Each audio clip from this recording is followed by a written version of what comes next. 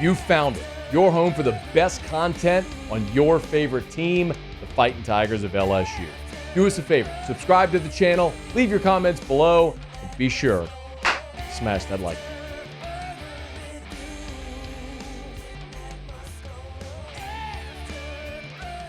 button. Sean, I'm not sure how much you got to see of the LSU Mississippi State game this week, but Jayden Daniels went off. He was 30 of 34, and he was the SEC Player of the Week, and he's throwing dimes on 4th and 7 for 33 yards. And so, he looked awesome.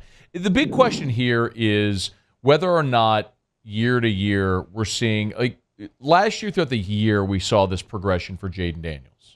And a big part of that was his offensive line getting steadied and them just coming into their own. And then there was this hope that he would just continue that progression this year. I think there was maybe a question about that after Florida State, but the last 2 games have been freaking unbelievable. So are you noticing that, or is there something specific that you've noticed from Jayden that might be different from a year ago with a trained eye as opposed to a casual observer like me or anybody watching? Matty, I love him, man. I do. It took him a minute. First off, he's played in like 50 games. Yeah. Right? It's like, I think he's at 47, yeah. 48. Yeah, he's right there. Yeah. Yeah, he's pushing 5 decades of games when I say it 50 games. The dude has been in a lot of football, and I don't discount that.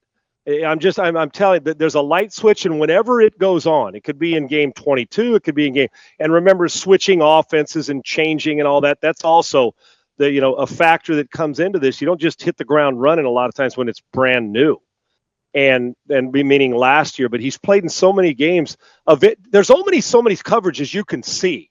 I mean, we can't reinvent the wheel of coverage. Now, how you execute them and move them around and disguise them is one thing. But it seems to me like the disguise is not bothering him like it does. Quarterbacks, you're in it, and in college, they don't disguise as much as the NFL, but in the SEC with defense, they're going to disguise more than somebody in another conference does because they have better players. Mm-hmm. Now, this year, I'm finally get to make the argument, stand up and yell, Matty, that the Pac-12 is the best conference in football right now. On our way out to the Pac, yeah, damn right. 7 of them or so in the top 25, and the best quarterback play going on in the world right now, consistently up and down, is the Pac-12. So I just had to get that in. But back to Jayden Daniels. I love him. Why? You can tell he's feeling more comfortable with Brian Kelly, what Brian's trying to, that system's trying to teach. And what I also love is he's using his legs and feet at the right time. The bailout is at the right time. The designed runs at the right time. And I think the thing that sticks out the most, aside from the experience and seeing it, is they're pushing the ball vertically down the field more. You remember when he came in last year, a lot of it was check down Charlie to make sure you're getting the ball out, and then it started to expand. The expansion of his game started a little later last year than it did this year.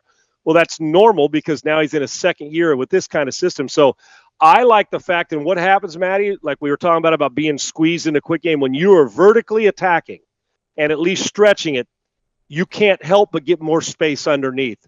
He's been accurate with the football. Teams now are defending. If you let him have his legs, he'll rush for 100 yards on you. Yeah. Right now, he is as complete of not named Caleb Williams and I guess Shedeur Sanders. Is there anybody more complete in college football? I know how good Drake May is, but the feet, the arm, the leadership. I love Jayden Daniels, and it's going to bode well because they've got a chance to, after that unfortunate loss. They dismantled Mississippi State's new offense. They couldn't run it. Ooh. They couldn't throw it. They ran more plays, and they couldn't stop Jayden Daniels. So Mississippi State isn't as bad as they look, but LSU made them look very, very subpar last week.